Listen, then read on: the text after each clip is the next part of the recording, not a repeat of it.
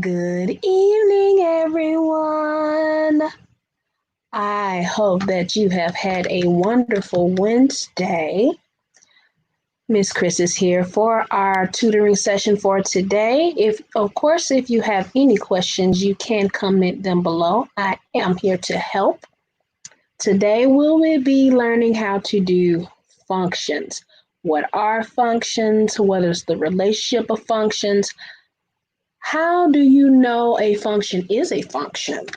Also, what are domains? What are ranges? The different types of functions.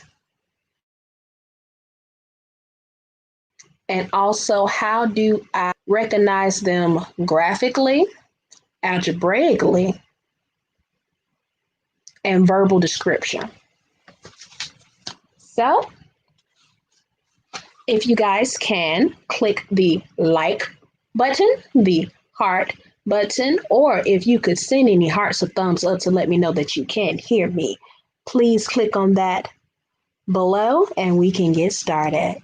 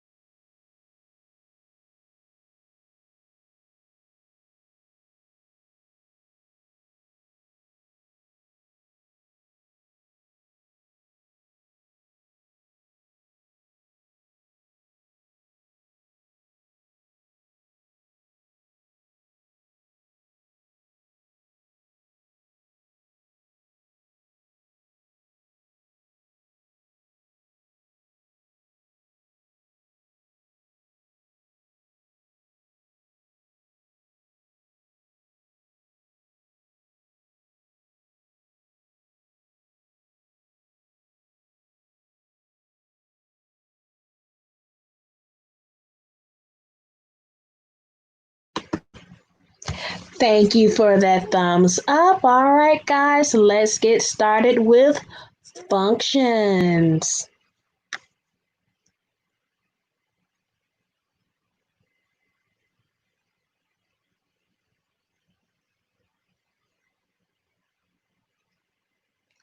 Now, what is a function? A function is a special relationship where each input has a single, meaning it has only exactly one output. For every action, there is an equal and or opposite reaction to our equation. So that phrase mathematically looks like for every one input, there's always exactly one output. So our inputs and outputs are usually based off of the X and Y axis of a graph. So for every one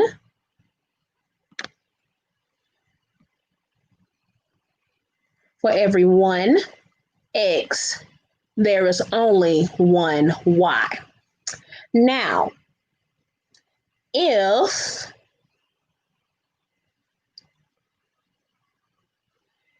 my X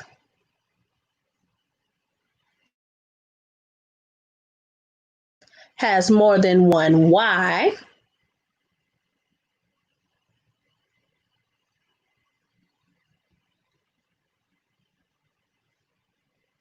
that means it is not a function.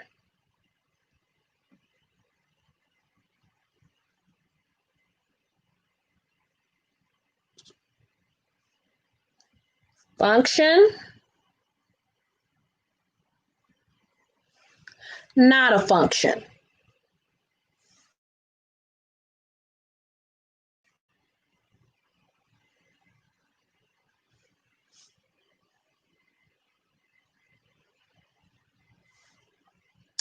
Here is an example of what I am talking about.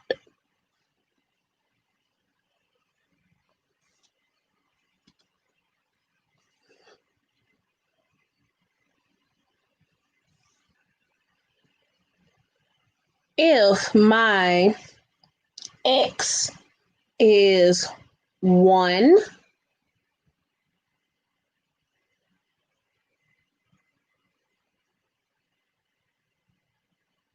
and my y is 1, then say for instance my x is 2 and my y is 3.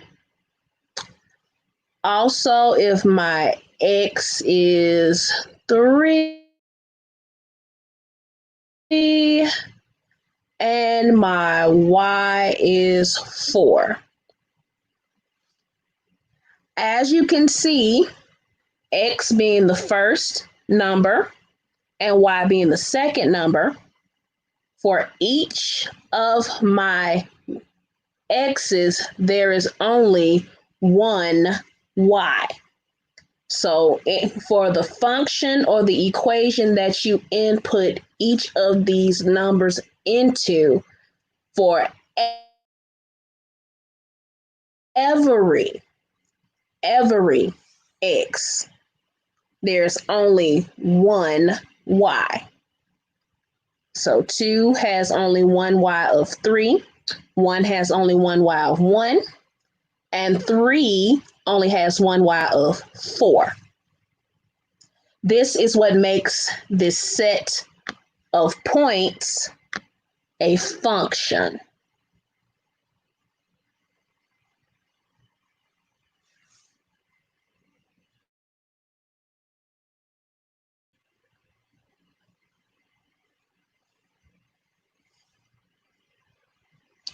Now,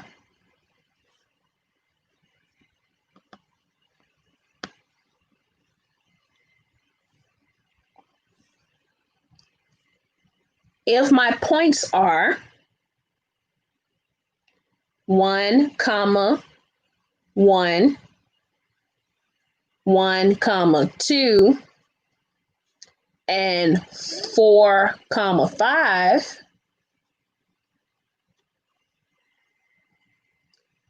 we learn that this type of set is not a function.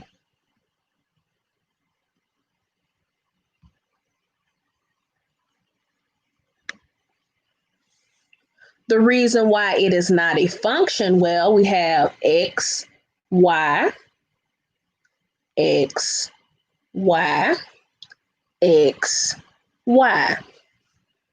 My 1x has two y's. The first y is 1. The second y is 2. So whenever you have an x that has 2 y's, it is not a function.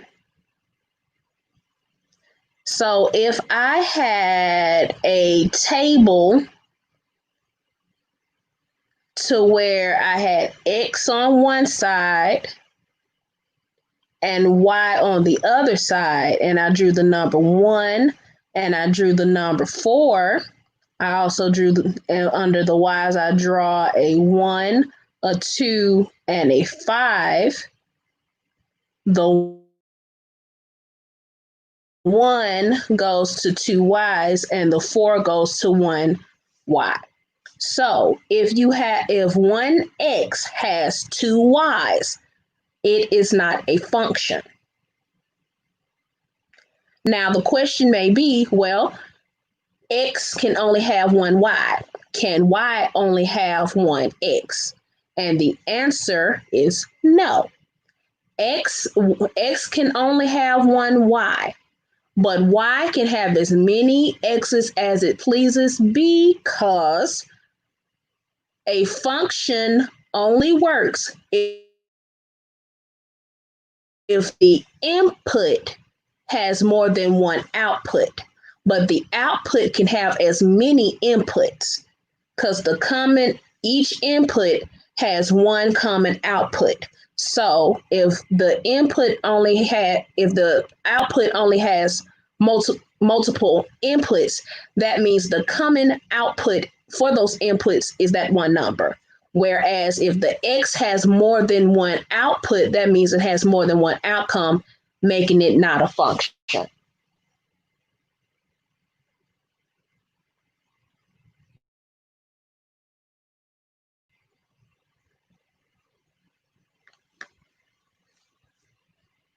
Here's an example of what I mean.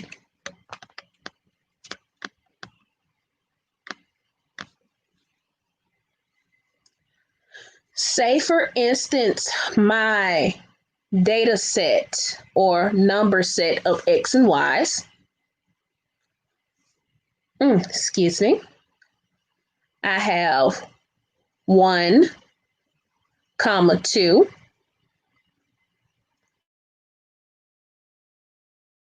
2, 2, and 3, 4.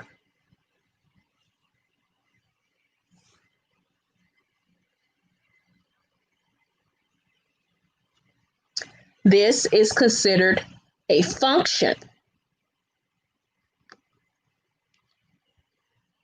Now, my X, my Y, my X, my Y, my X, my Y. As you can see, every X has one Y.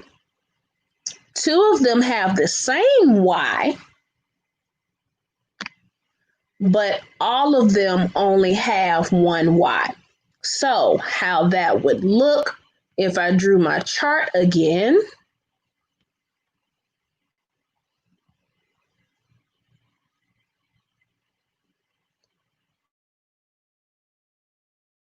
One, 2, 3,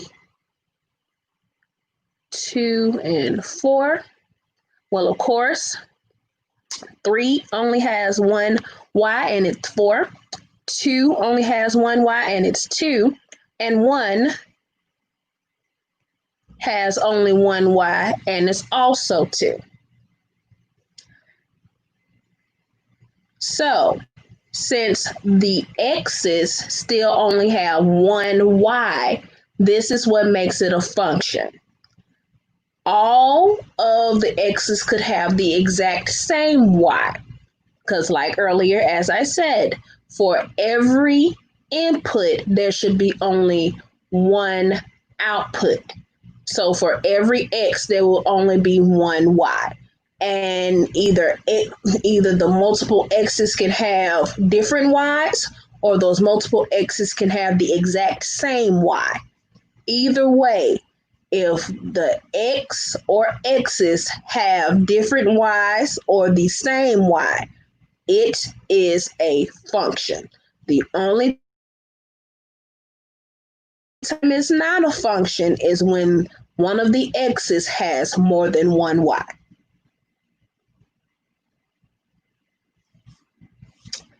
Any questions so far?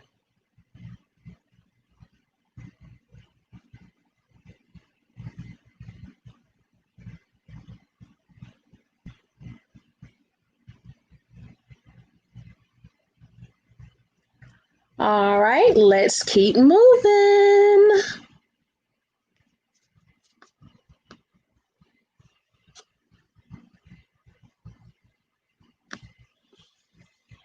Now, earlier I mentioned something called domain and ranges.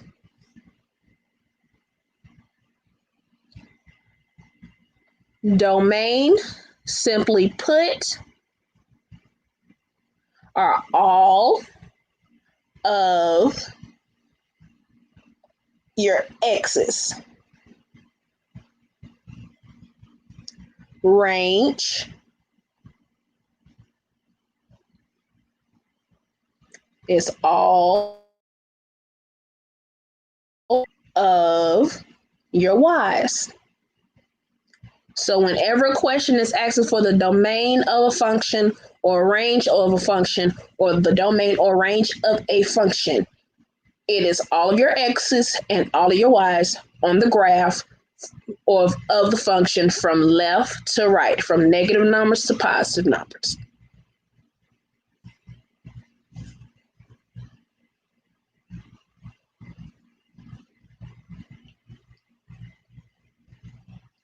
An example of that would be parenthesis 2 comma 4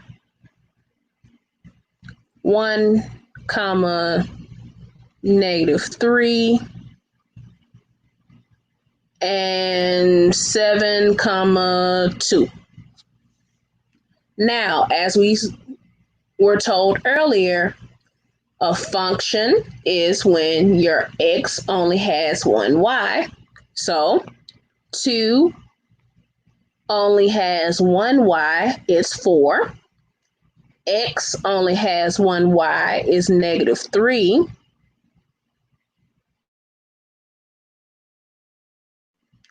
And 7 only has one y and it's a +2. So now, what would be the domain of this function? Well, the domain of this function would be 2, 1, and 7. And of course, you can write it in numerical order or leave it just like is. But that is the domain of this function. The range of the function is 4, -3, and 2. So your domain are all your x's and your ranges are all your y's.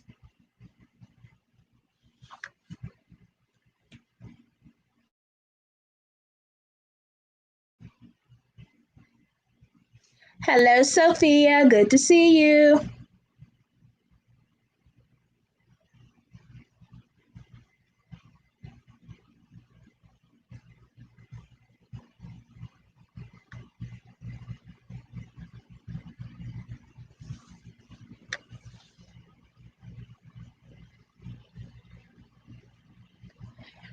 Any questions, anyone? All right, beautiful people, let's move on.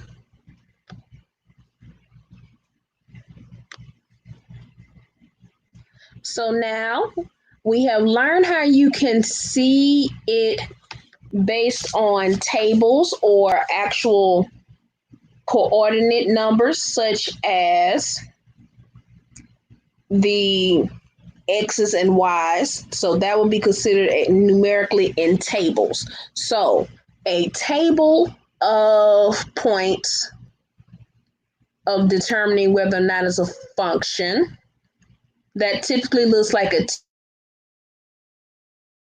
T chart or an actual table,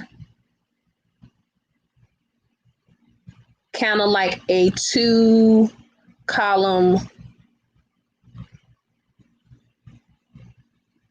grid. And of course, X's would be on this side and Y would be on this side. Just like for the table here, X would be on this side and Y would be on that side. And so to tell whether or not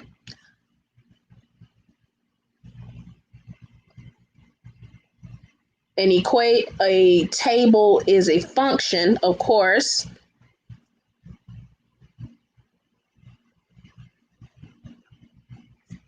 for my box, I could put 1, 2, and 3.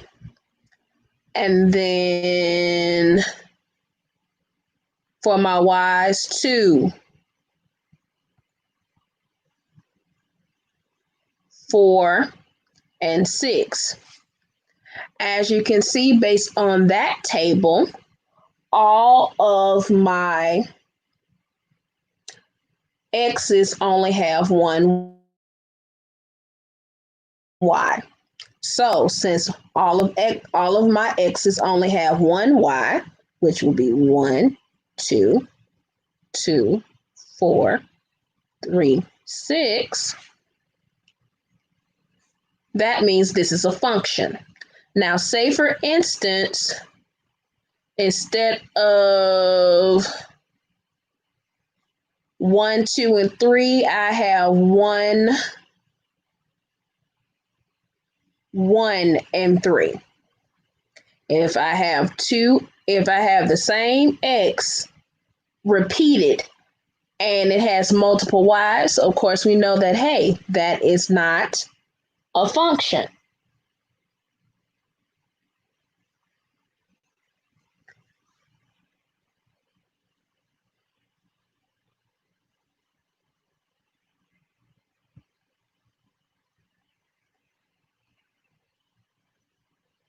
Now, if my x's, say for instance, my x's had all 2's as their y, this would still be considered a function because each x has the same y, 1y. So, to tell a function from a table's perspective, long as you see on that table, hey, each x has 1y, then it is a function. If x has more than 1y, it is not a function.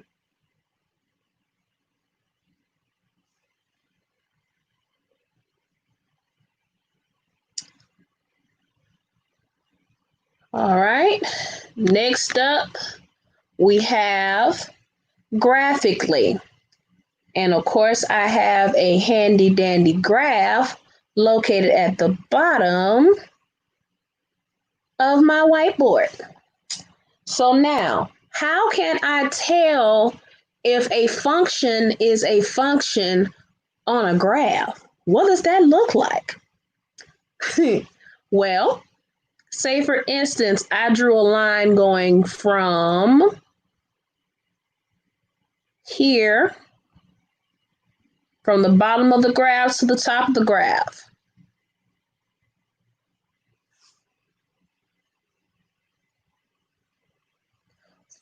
For this line to be a function, it has to pass the vertical test.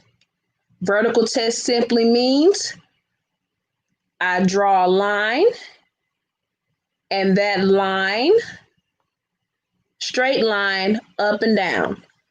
That straight line should only hit one point at random on this function. If it hits only one point at random for every time I draw my vertical line for the vertical test, it is a function. So as you can see, I did 3 random tests of vertical tests on this line, and turns out a line or a linear is a function. Linear line, straight line is a function. Now, what if I have a quadratic function? Is it still a function? Well, if I do my vertical test here, and I do my vertical test here, I hit only one point at random when I do my vertical test. Now, is this function a linear function? No, it is not. A linear function is a straight line going left to right or in a diagonal. That is what's considered a linear function.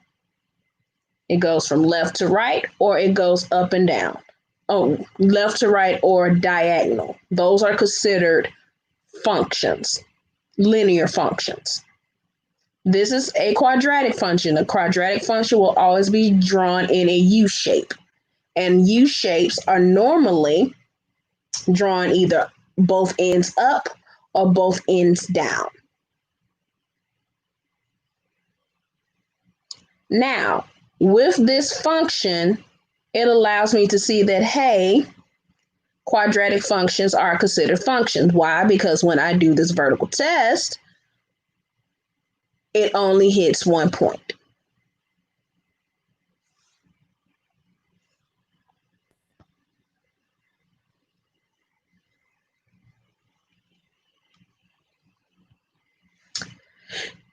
Here's another visual graphic.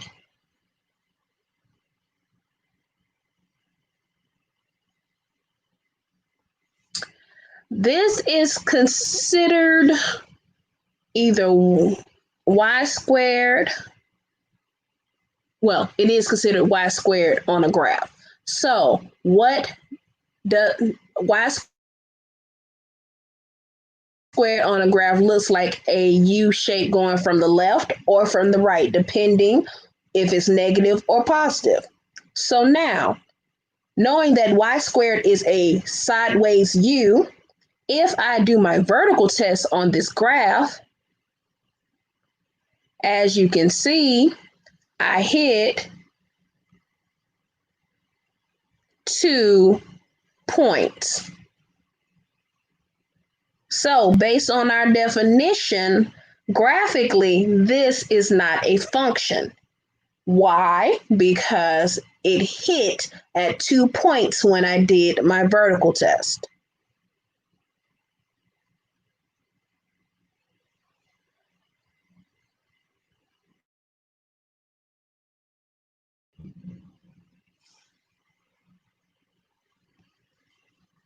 Another non-function would be a circle, an ellipse, an oval, anything that is of a continuous closed motion, but it's forever going in a rounding pattern. This is considered not a function.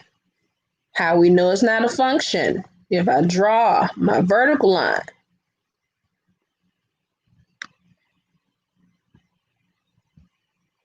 I hit at 2 points. So if I hit at 2 points, it is not considered a function. You should only hit 1 point when doing a vertical line test graphically to see whether or not the graph is a function.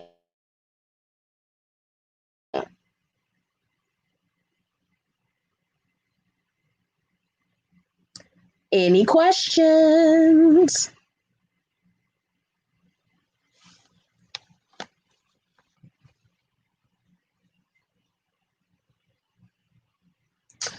All right.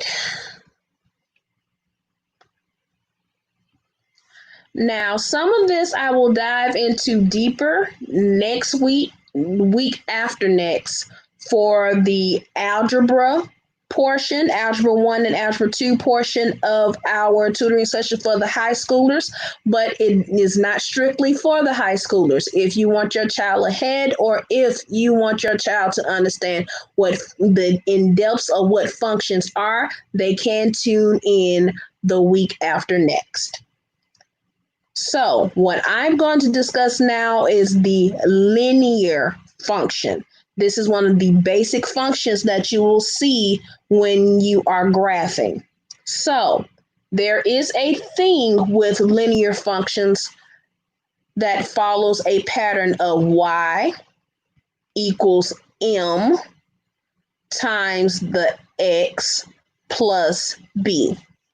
So now, what does all of that mean? What does that mean? Well, remember I was telling you about for every input, there's an output. Well, this is the formula for a linear equation for every input and output for lines. So for every x, there's only one y, and it changes from up and down and left to right based on the slope, which is m, and it typically has a intercept of y, which is b. B is considered the y-intercept, meaning the graph should touch somewhere on 0, comma, whatever the y is on the axis.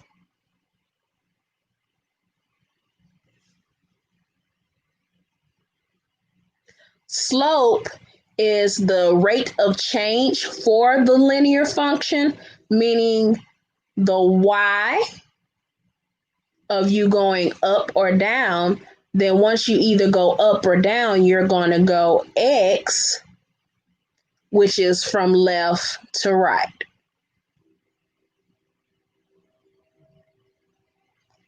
Now, there are 4 different slopes to look for when dealing with a linear equation. 3 of them are function. 1 of them is not a function. So, first thing we have is a positive slope function. A positive slope function from left to right. It is rising. This is considered a positive slope. Positive slope from left to right, it is rising. As you can see, it is going from negatives and it's going all the way up to the positives. From left to right, a positive slope rises. So say for instance, let's see what we can do.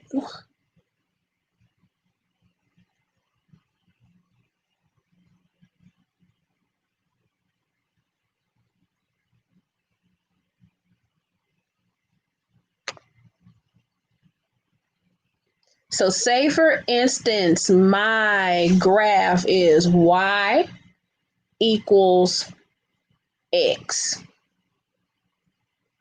Simple, right? So that means x should equal the y and vice versa.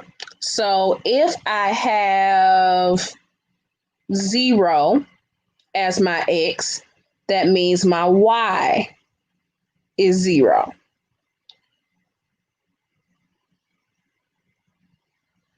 If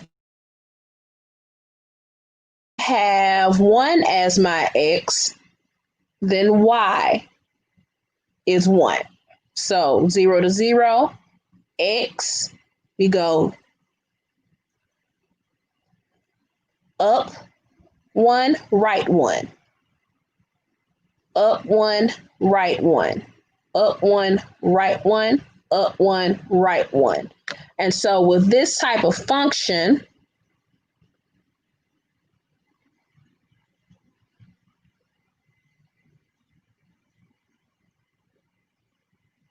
I can graph my line. Now, if I go back to the original point, which was 0, I can go down 1, left 1, down 1, left 1, down 1, left 1. And that gives me the inverse perspective of my function, meaning either my change was positive y over positive x or negative y over negative x.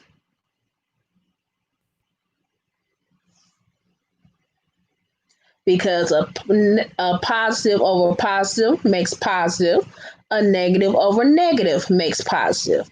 And when I draw my line, I get a rise from left to right.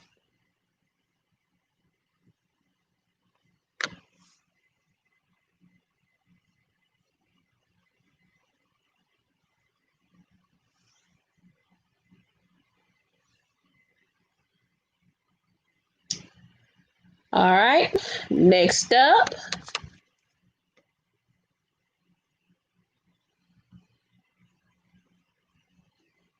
we have a negative slope. Oh, also positive slope. As you can see, it passes the vertical test. So, as long as it passes the vertical test on this graph, it is considered a function for the linear functions. So we have one function. So that means we have two more functions and one non-function. All right, so now negative slope. Negative slope from left to right falls. That means it starts off negative in the x's and it ends off negative in the y's. So that means either I have a negative rise and a positive run, or a positive run and a negative, or positive rise and a negative run. Run means you're going from left to right. Rise means you're going up or down. So when you're dealing with the change of a function, or the slope of a function, it's either rising or falling or running from left to right. So for the negative slope, either my y is negative or my x is negative, because negative over positive gives me negative, and positive over negative also gives me negative. So how do I know whether or not this graph is a function? Vertical test.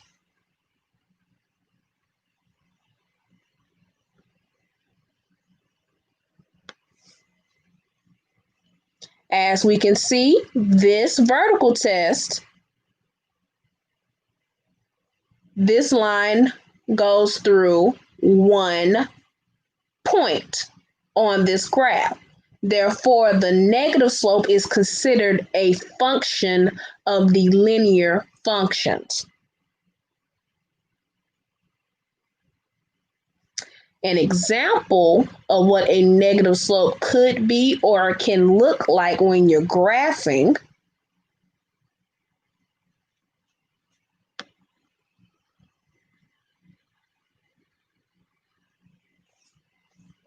say, for instance, my y equals a negative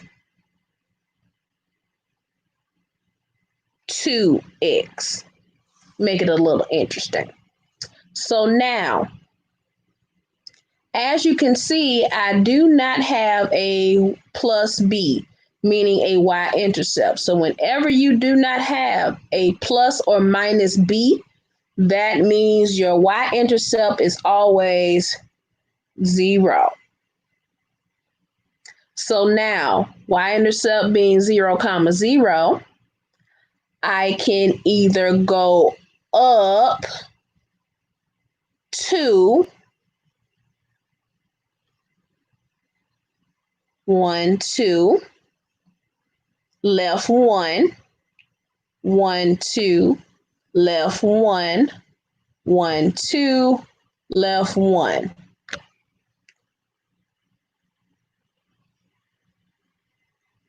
And this allows me to graph my top half of my linear function.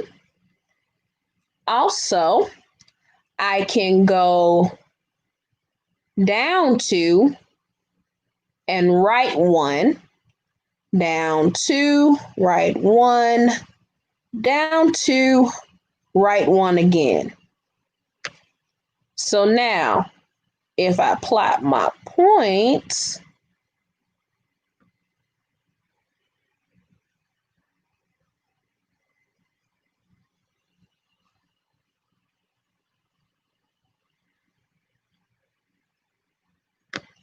this allows me to graph my negative slope linear function.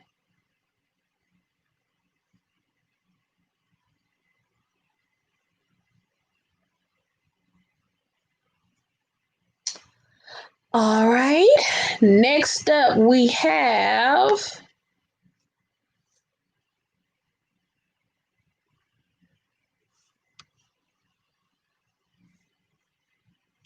zero slope.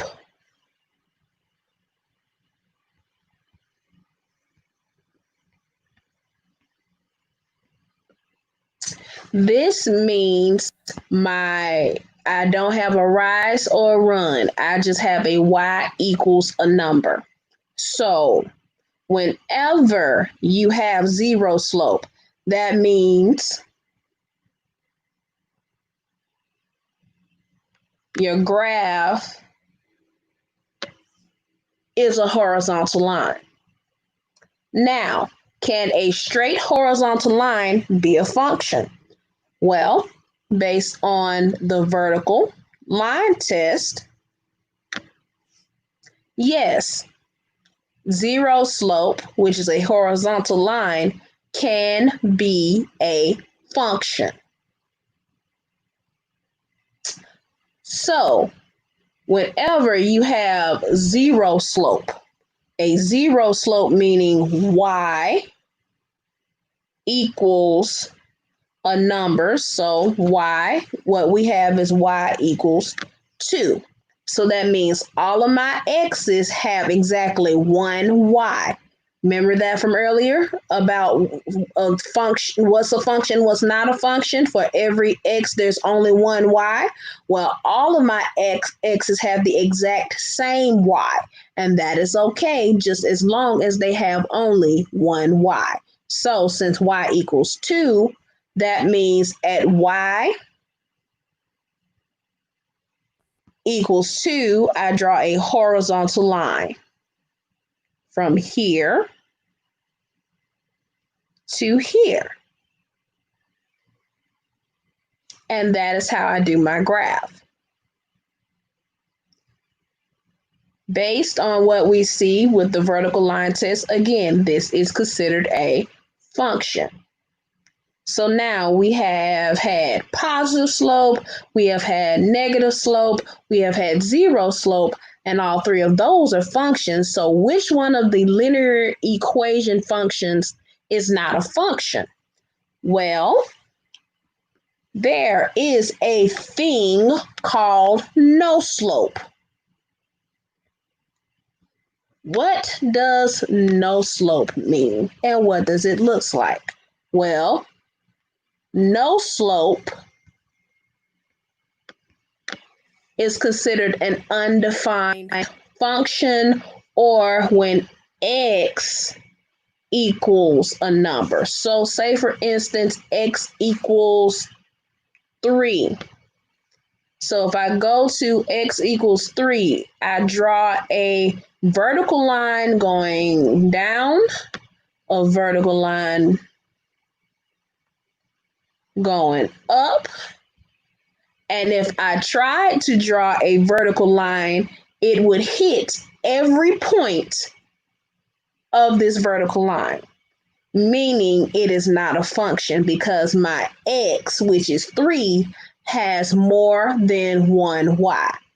That means 3, you have 3 comma negative 2, you have 3 comma negative 5, you have 3 comma 2, and you have 3 comma 4. So, based off of those notations, all of your all of the all of 3, which is x, has multiple y's, which is -6 all the way to +6.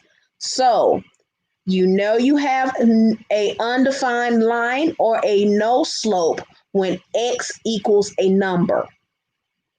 When x equals a number, that is considered a no slope. It's not a function and it's undefined. Undefined typically looks like a number over 0. So that means when my x, I have no run, and my y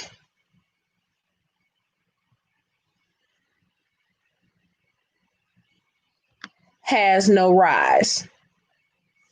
So that's 0 over 0, and x equals 3. So now 3 functions: positive slope, negative slope, 0 slope. Those are functions. Each of them pass the vertical line test. So when it's going through the vertical line test, know that either A is going to be a function because it only hits one point, or B, just like x equals 3, or the y squared, which looks like a U.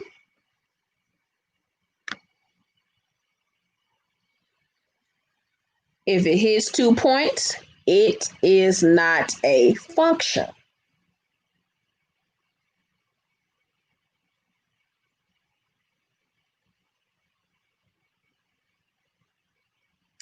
Any questions?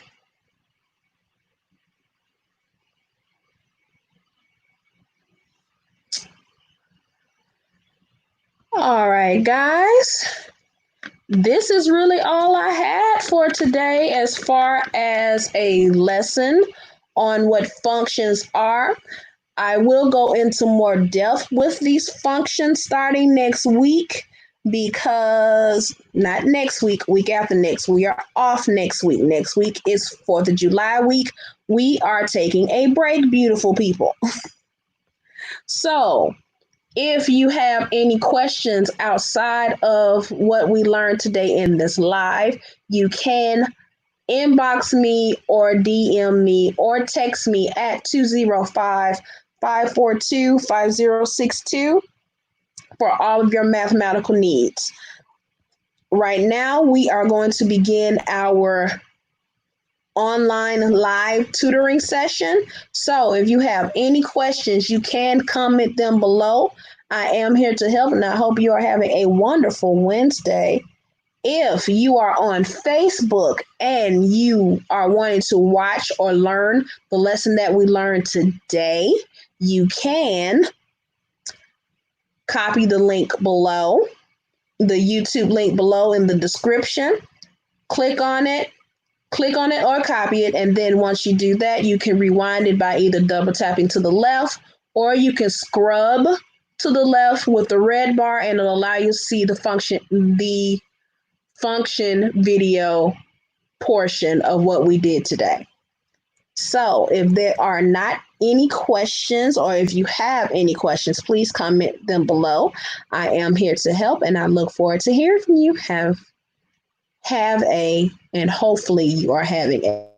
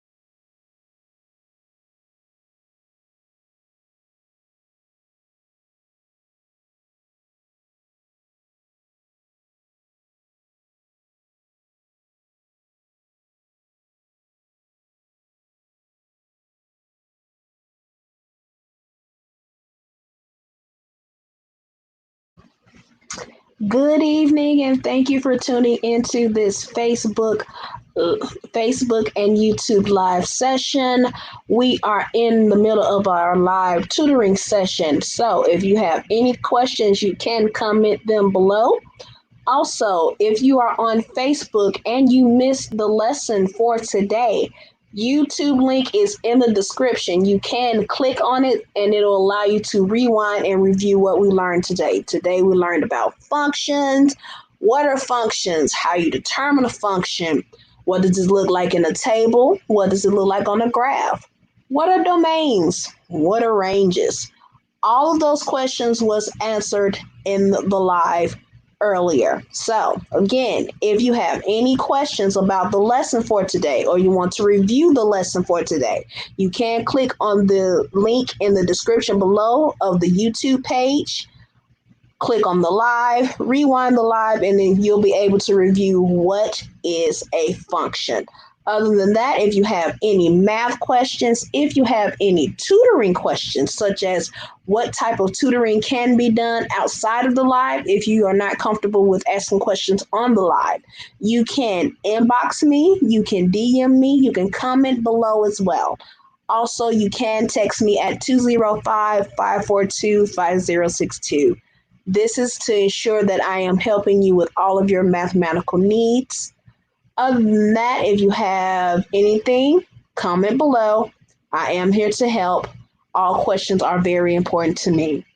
Hopefully, you are having a fantastic and wonderful Wednesday. Thanks for listening again.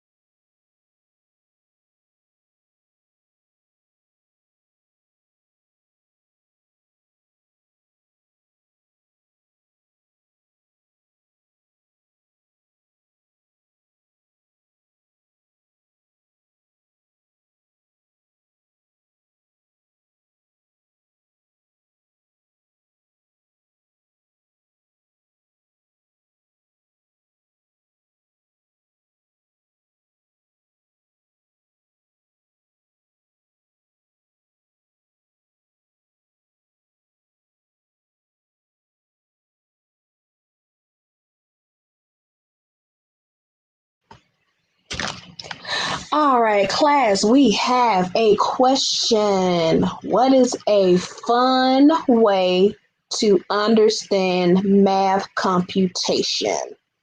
Hmm.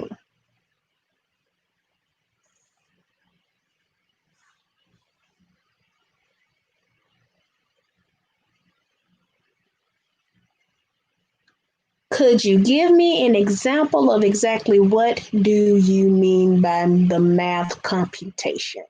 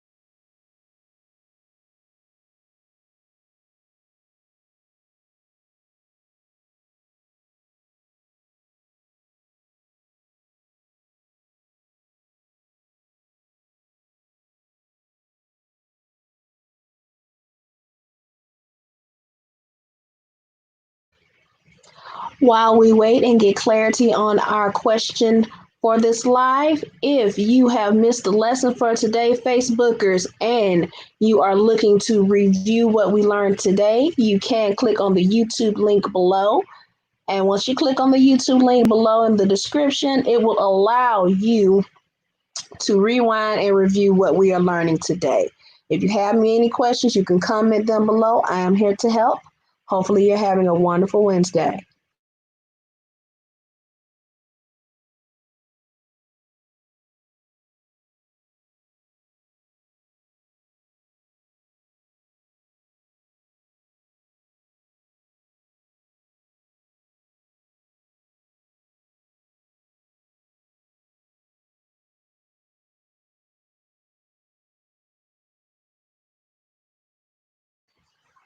Okay, so we are going to pull up our handy dandy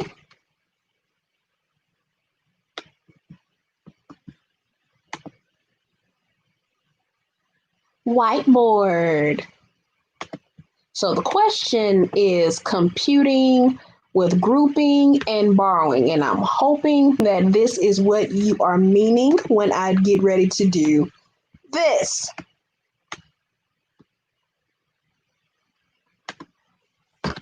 So now I know borrowing has something to do with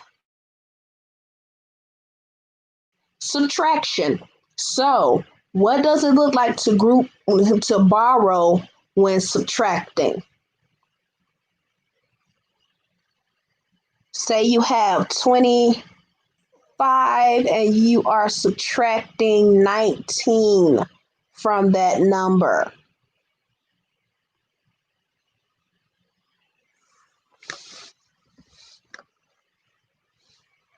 Fun way to do it for me, I always take away 1 from the first number and I add 10 to the second number.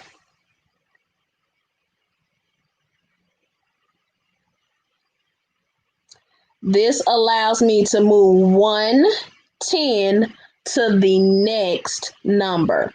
So whenever I am subtracting,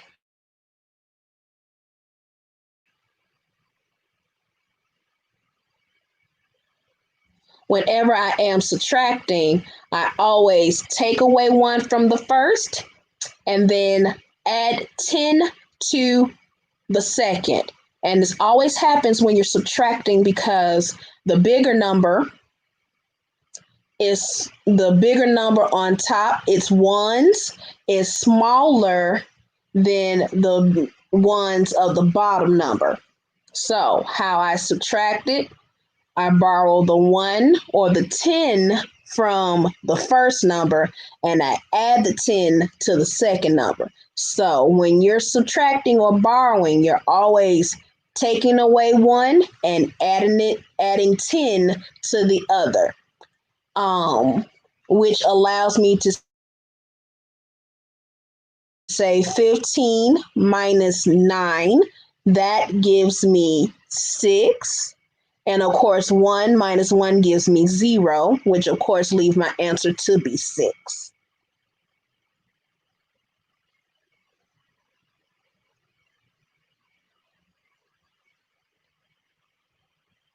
Another example would be if I have 105 and I'm subtracting 28 from it. So we know that 5 is smaller than 8, but I need to borrow in order to make my 5 a 15. So how do I borrow when the number next to it is not a borrowing number, meaning it's not 0? What does that? Well, it is 0, and it's not a number more than 6. More than the number next to it. Whew. Okay, rewind. 5. How does it become a 15? You have to borrow it from the 0. The problem is there's nothing to borrow from the 0, so you must borrow from the 1 in the 100s. So now, if I borrow 1 from the 100s, that means all I'm doing is borrowing 10 from 100. If I borrow 10 from 100, well, it's no longer 100, so that means I have 0 hundreds. And then now I have 10 tens. After I get to my 10 tens, I then can take one of the tens and add them to my 5, which gives me 15, and my 10 becomes a 9. Once my 10 becomes a 9 and my 5 becomes a 15, I then can subtract my numbers, and it allows me to say, hey, 15 from 8, that gives me 7. 9 from 2, that gives me 7, and of course 0 by itself leaves just 0, which makes my answer 77. Am I on the right track, or is it another example you have in mind?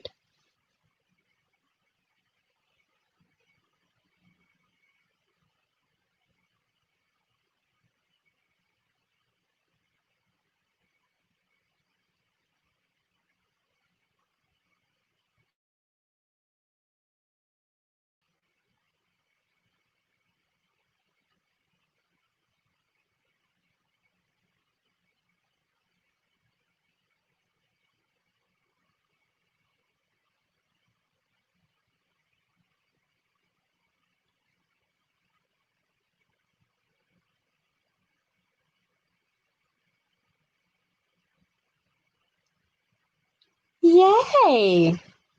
Cool beans.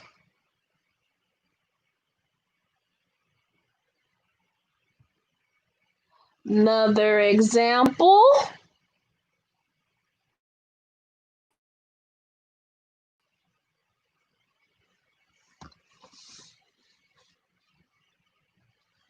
Let's say we have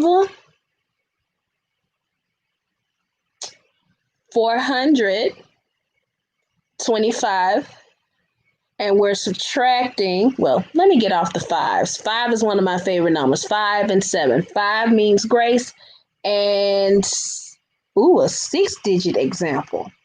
Ooh, I got you. What would a 6-digit subtraction looks like? Ooh. Ooh.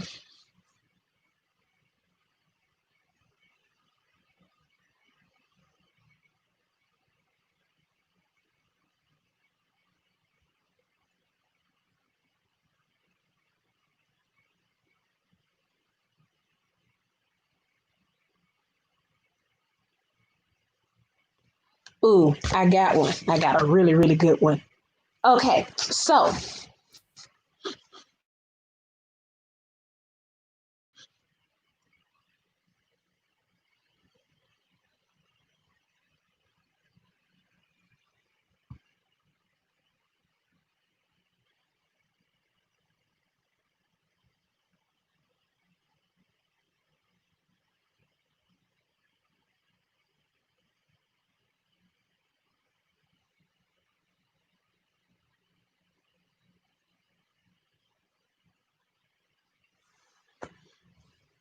now this one is going to be a nice, cute little doozy. Okay, how do you borrow when you have all of these numbers? Okay, so we are in the hundreds, thousands place. What does that look like? Okay, so we have a 4 over the 8, we have 2 zeros over 7, we have a 1 over a 9, we have a 2 over 1, and we have a 4 over 3. How do I borrow when it's 6-digit on top of a 6-digit? Well, I know that I can't borrow from the 0. I can't borrow from the other 0. I can borrow from the 1, the thousands. So if I borrow 100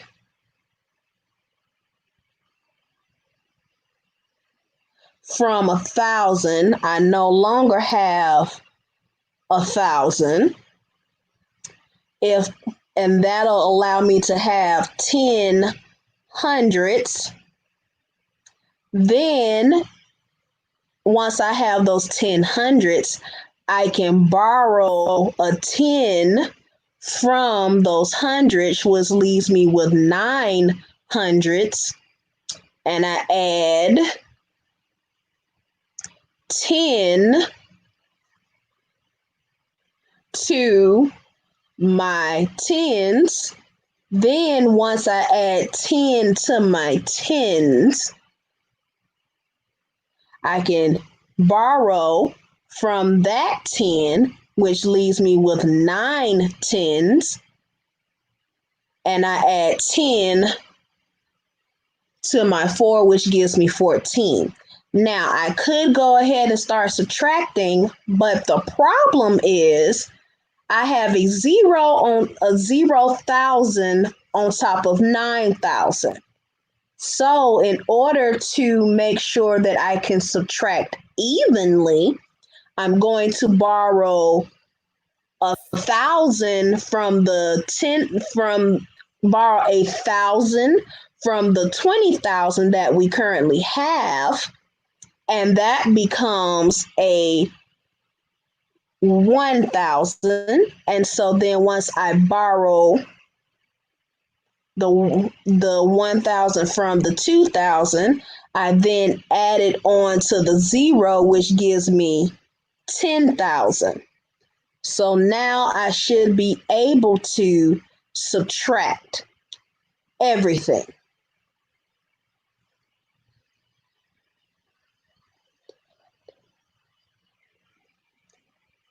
Now, starting from my right, working myself to the left, I have 14 minus 8. That gives me 6, if I'm not mistaken. Yep, because 6 plus 8 is 14. Then 9 minus 7 gives me 2. 9 minus 7 gives me another 2. 10 minus 9 gives me 1. 1 minus 1 gives me 0. And 4 minus 3, which we never had to touch, gives me 1.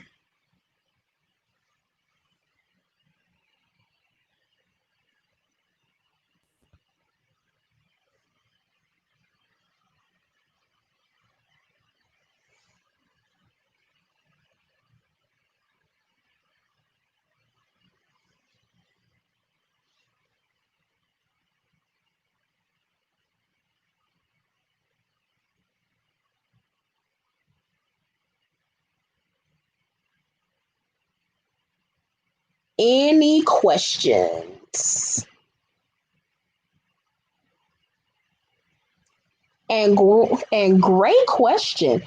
Ooh, now that's a really good one. I like that one. Okay, I got you. Got you. I just saw this one come up. So we have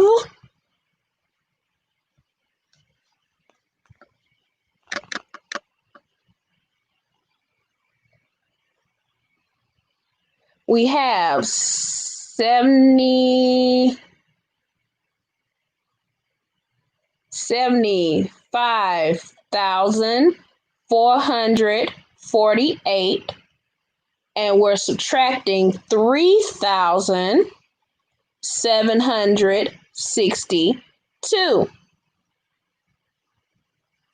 What will that look like? All right, so we first say, hey, can my top number be subtracted from my bottom number? Meaning, is my top number bigger than my bottom number? So in the ones place, we have an 8 over a 2. So I can subtract the 8 over 2. That one, of course, we can go ahead and subtract, and that'll give me 6. Now, I have a 4 over a 6, and I have another 4 over a 6. So what I would need to do is borrow starting from the 5 to get started with making sure that I can subtract evenly. So if I borrow from the thousands, that leaves me with 4 thousands, and then that gives me 14 hundreds. Now, it's good that I have the 14 hundreds, because now I can borrow 10 from that 14 hundreds, which turns that into 13 hundreds. And then my second 4 becomes 14 tens.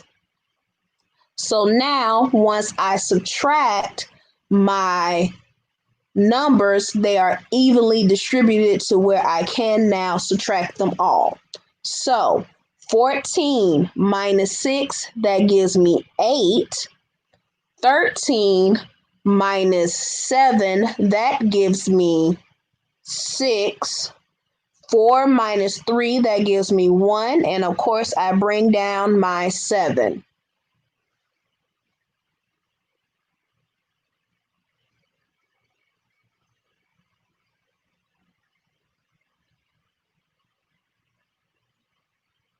So as you can see, when you are subtracting, always check the top number. The top number will tell you whether A, you can go ahead and subtract all the way through, or B, you will have to borrow. And if you have to borrow, you're always taking 1 from the first number and you are adding 10 to the second number.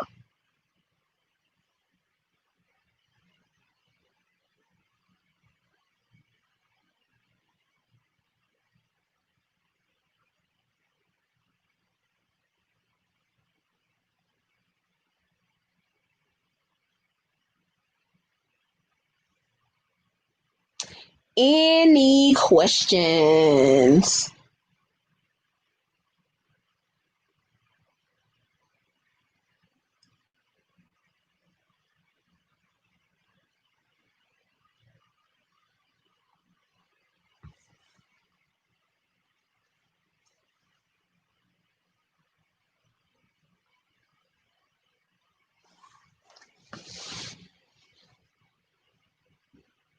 Simplest form problem.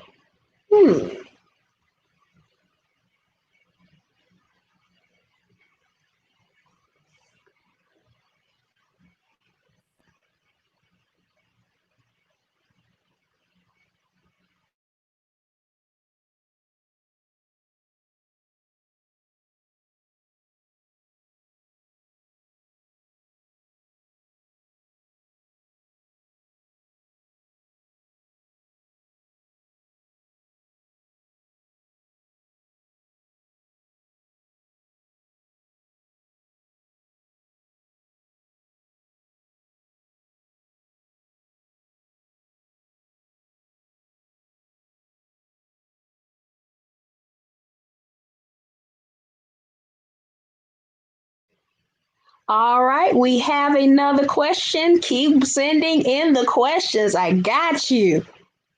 All right, let's open up this handy dandy whiteboard.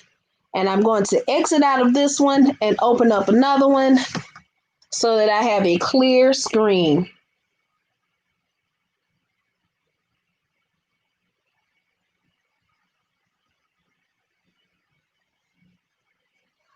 All right, so the next question is, can we do a simplest form problem? Example would be 5x times 3 over 4, which of course early in the week we learned about fractions. What does it look like to multiply fractions? First things first, when you are multiplying a fraction to a whole number, know that the whole number must always go over 1. So now, anytime you are multiplying a fraction over a fraction to a whole number, you must place that whole number over 1. Why? Because 5 over 1, or 5 divided by 1, that equals 5, which is why the 5 can go over 1. So once I set that up, now I can multiply across my numerators and my denominators. So 5 times 3, that gives me 15. 1 times 4, that gives me 4. Now, simplest form normally means the lowest term possible. So 15 over 4 would be considered in the lowest term possible. Why? Because 15 and 4 have no common factors besides the number 1. How do I know that 15 and 4 only has 1 as a common factor? Because anytime you're dealing with simplest forms, you're looking for the greatest common factor.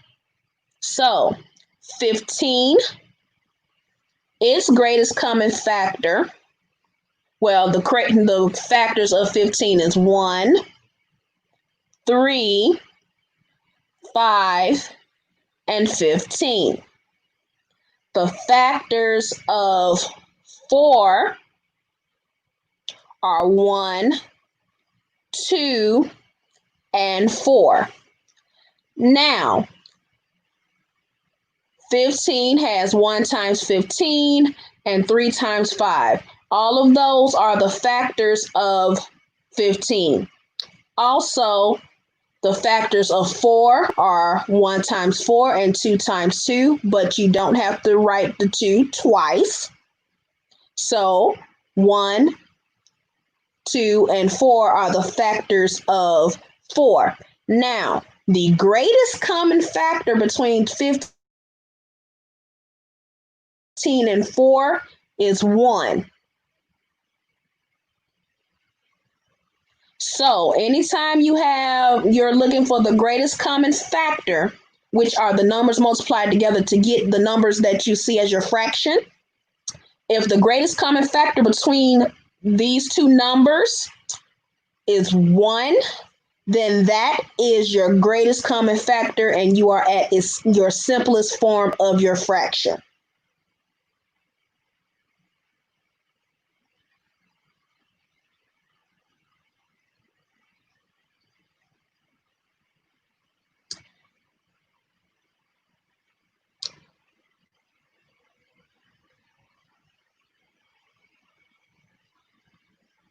Now, here's another example, and then this would be one that you would consider a common factor. If I have, instead of that had being 5, let's do the number 2.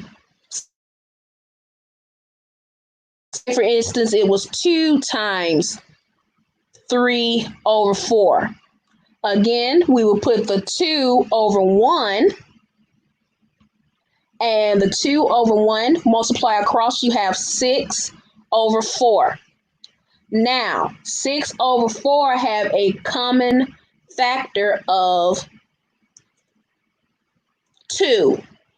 How do I know this? Well, 6 is 1, 2, 3, 6. 4 is 1, 2, and 4. The greatest or biggest common number between 6 and 4, again, we have the number 2. So once I find the greatest common factor between the two numbers, I divide both numbers by that factor. So then 6 divided by 2 is 3, because 3 times 2 gives me 6. And then 4 divided by 2 is 2, because 2 times 2 gives me 4. And my simplest form of this fraction is 3 over 2.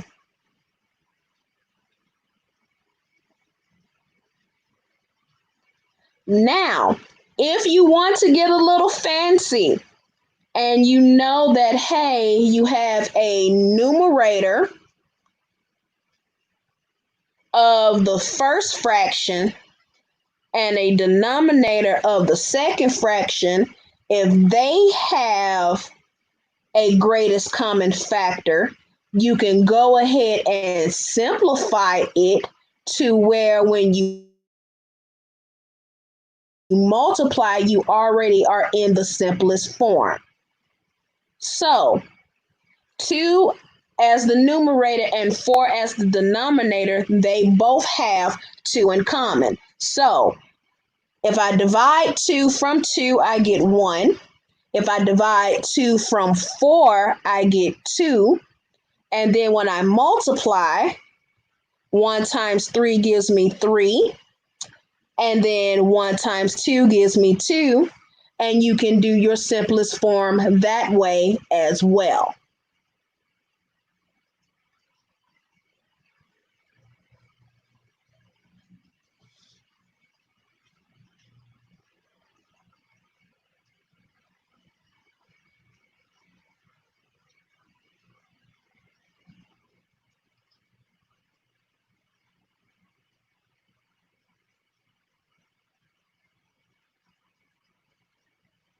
Any more questions? Keep them coming. I love it. Keep them coming if you have them.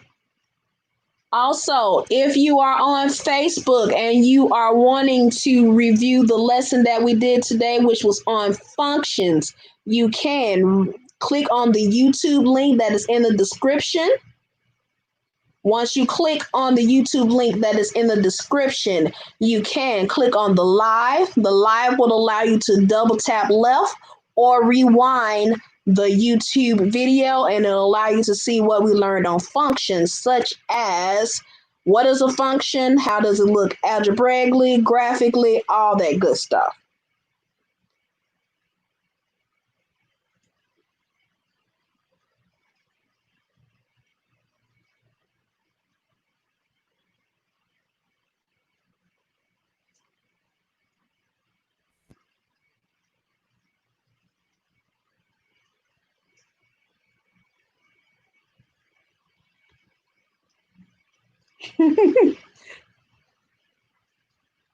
Now, that is the best compliment I have gotten ever about math.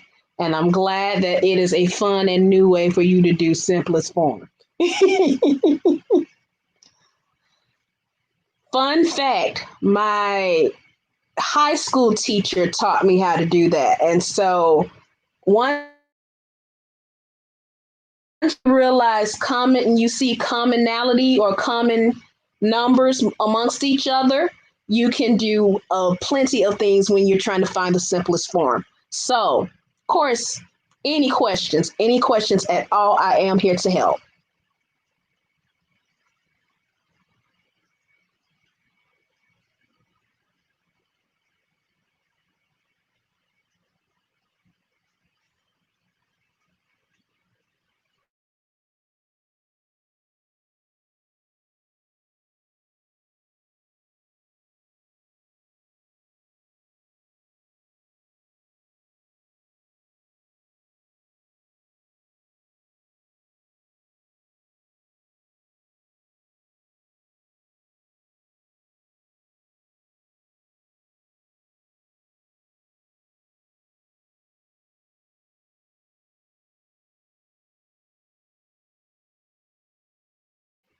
We have another question.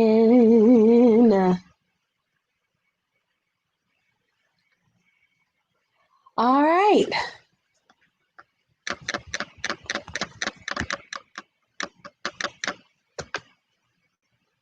So make sure I see this correctly. Our next question is 8 times 1/2. All right.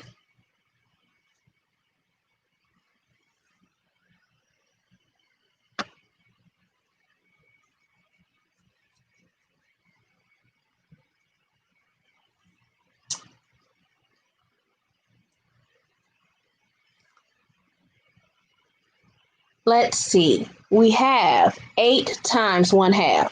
Now, since these numbers are the same, well, not the same, but since these numbers have a common numerator in the first fraction and denominator in the second fraction, we can do the fun way of simplifying these fractions. So the common number between 8 and 2, their factor is, of course, 2. So 8 divided by 2, that gives me 4. 2 divided by 2 gives me 1. And that leaves me with 4 times 1, which is 4. And 1 times 1, which is 1, which equals 4.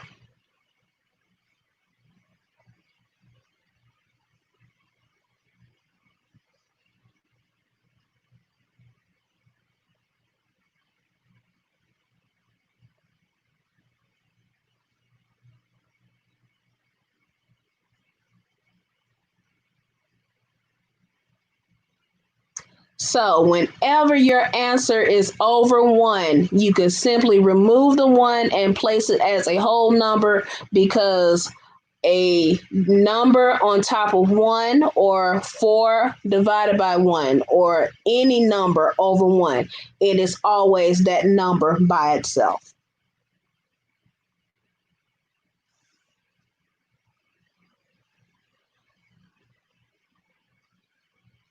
Good questions this evening. I love it.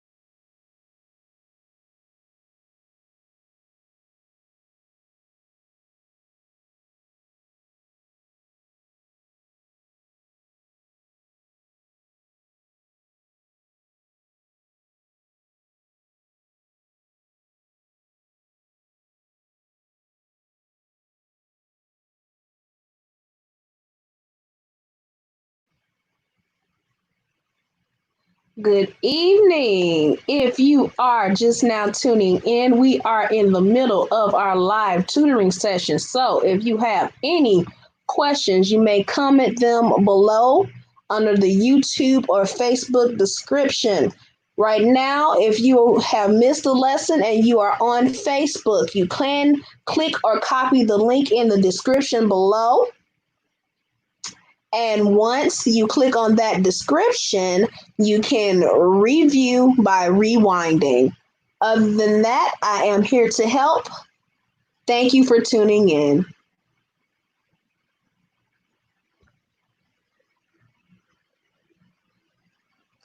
Ooh. Hmm. Sixes and sevens.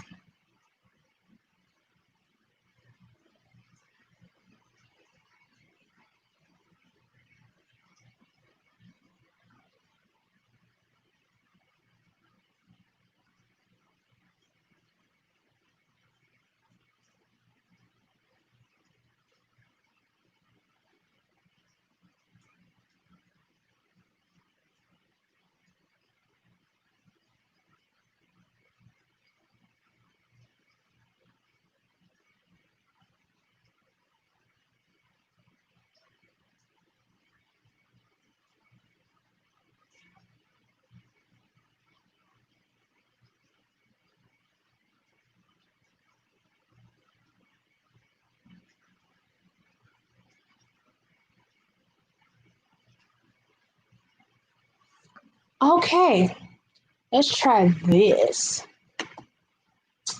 So, there are plenty of fun ways to learn how to multiply with sixes and with sevens. Now, sixes are a little more easier than sevens, but you can learn how to do both of them. Now, with sixes, If you remember, sixes are double threes, meaning they are twice of three.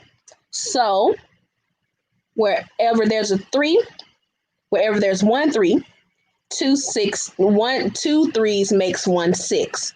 So now if 3 times 1 is 3, then 6 times 1 is 6. If 3 times 2 is 6, then 6 times 2 is 12. So now 3 times 2, 3 times 1 is 3. 3 plus 3 gives me 6. If 3 times 2 is 6, well, 6 plus 6 gives me 12. And as you can see, you are doubling each time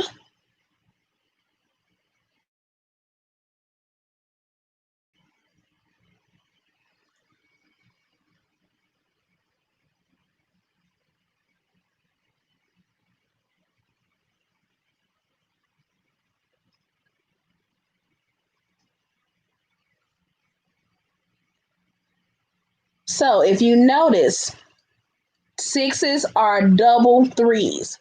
So 3 plus 3, 6. 6 plus 6, 12. 9 plus 9, 18. 12 plus 12, 24. 15 plus 15, 30. 18 plus 18 is 36. So when you're dealing with your sixes, if you know your threes, you can easily know your sixes by doubling your numbers up of your threes. So to learn how to count by threes, to learn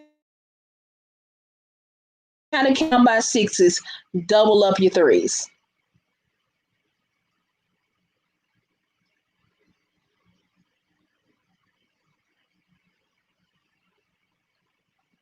Because I know Sierra, she may have level up, but I like my double ups. So, anytime you're dealing with the sixes, always remember that you are doubling up your threes. If you know how to count by threes, double those up and you will have your sixes. That is how I learned how to count by six. Also, if you have,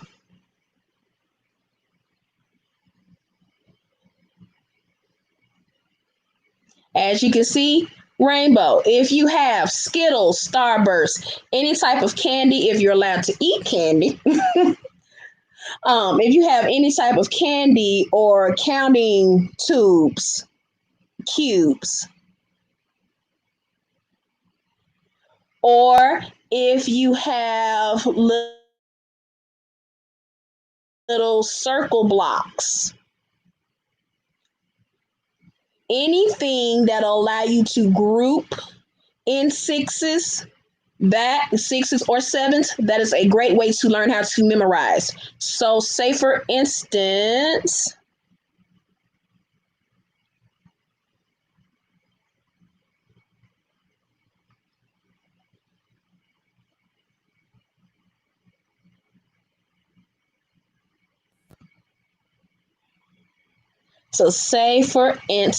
let's get rid of my boxes. I want to know how to do 7 times 2. So to do 7 times 2, I need 7 groups of 2. So how do I do 7 groups of 2? Well,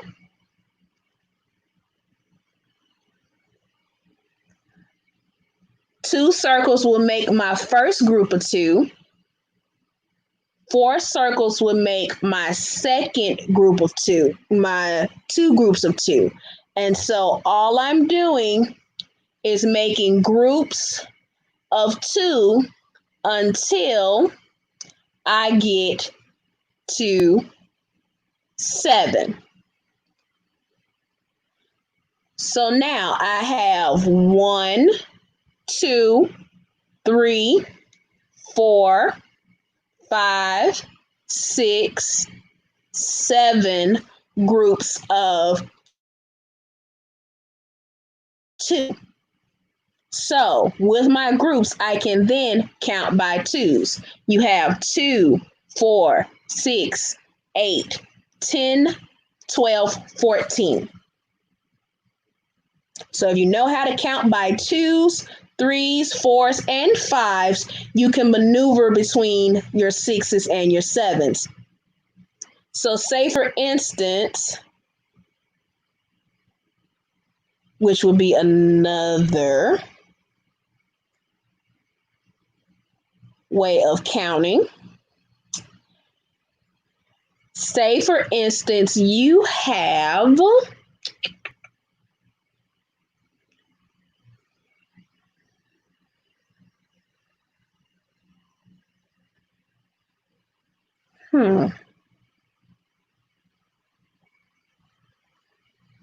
say for instance, you have 6 times 6 or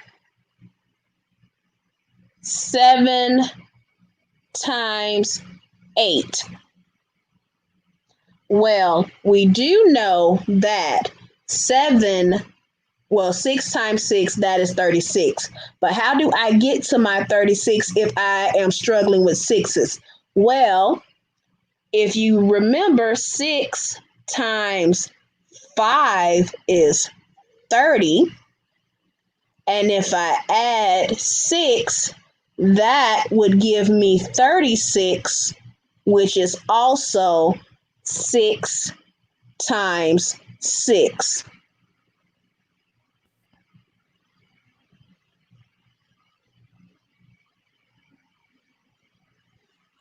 Also, 7 times 8. If you know your nines, 7 times 9 is 63. And if I subtract 7, that leaves me with 56, which gives me 7 times 8. Or you can do 7 times 5, which is 35, and add 7,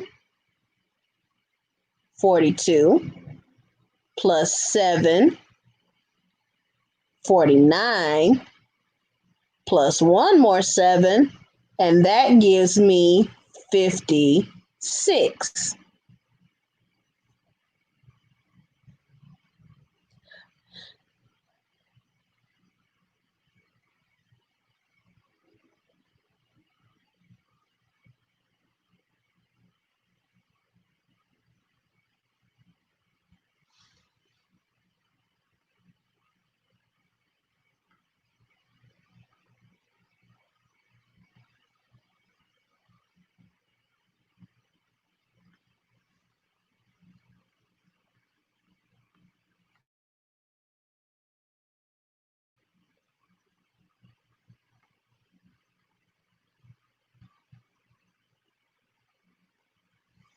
I am thoroughly enjoying these questions, guys. You are doing an excellent job today. And I hope I am being of help to others who may have had the same exact questions. Of course, if you have any more questions, you can comment them below. I am here to help because Miss Chris loves to help. Understand no question is a stupid question or insignificant question. All questions are very important to me. So know that you can ask me any question. Why? Because the question you may have now is someone will have later. Or the question you ask boldly now, someone who's scared to ask that question will get their answer to. All in all, I want us to learn and grow together. So Any more questions?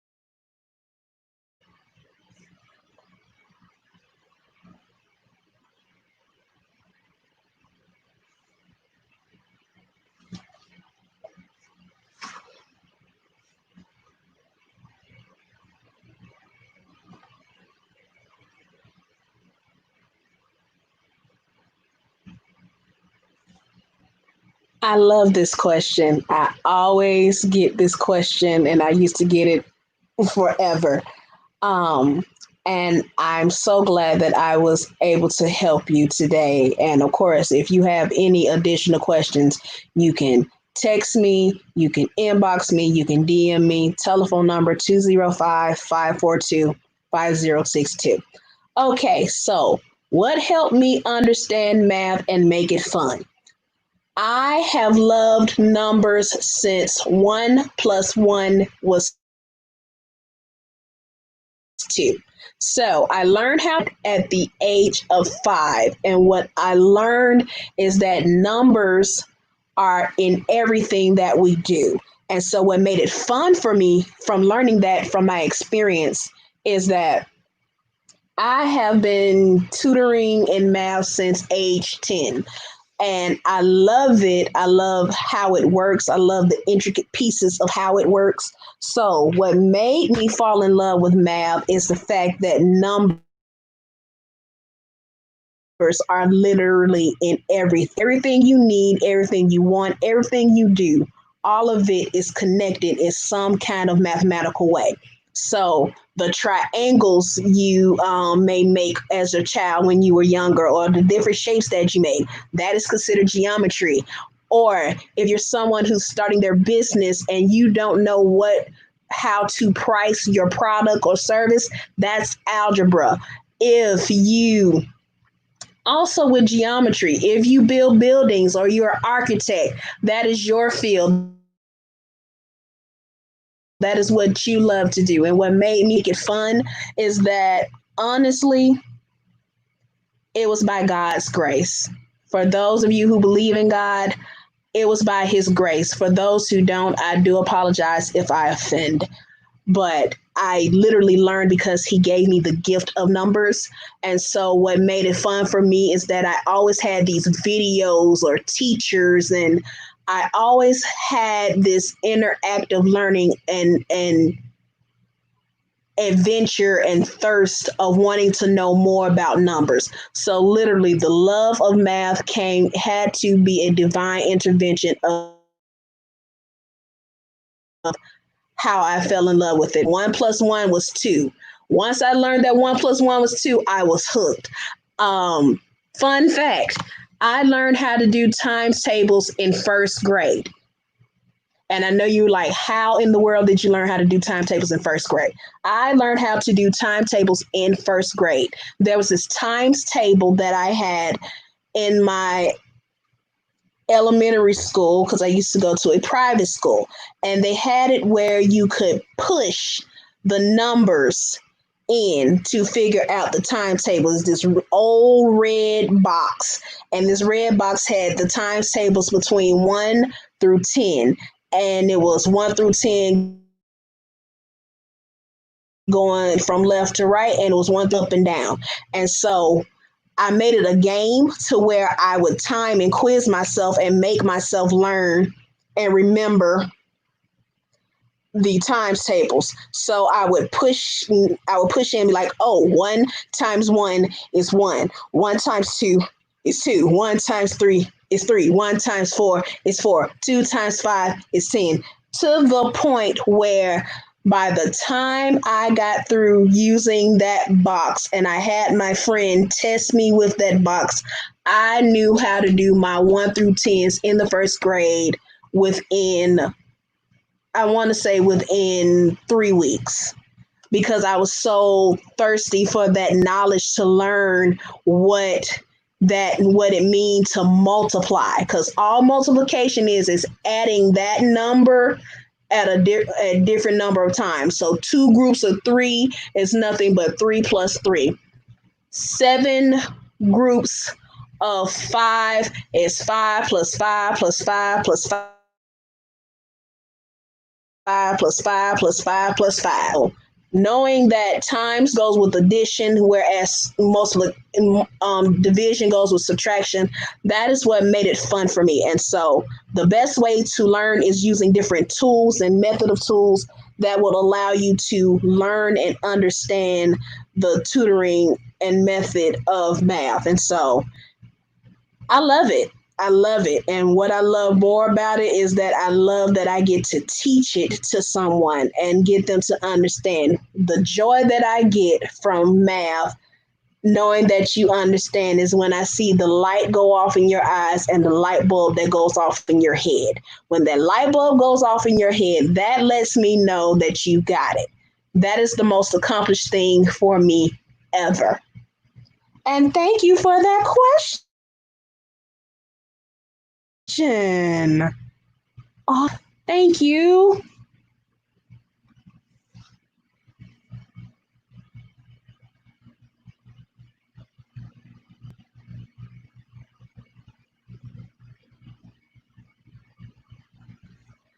All right, guys, we are at the end of our live tutoring session.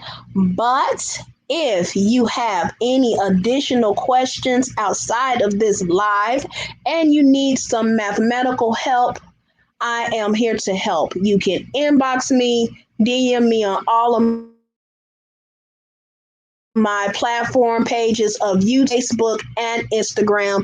Also, you can text me or call me at 205-542-5062 to either ask some math questions or set up a tutoring session. Of course, Miss Chris is always here to help you for all of your mathematical needs. Other than that, I hope you had a fantastic and wonderful, amazing Wednesday. My name is Miss Chris. This has been Mathematics for You Tutorial Services LLC session. I hope that I was able to make the light bulb go off. I hope that you enjoyed yourself today.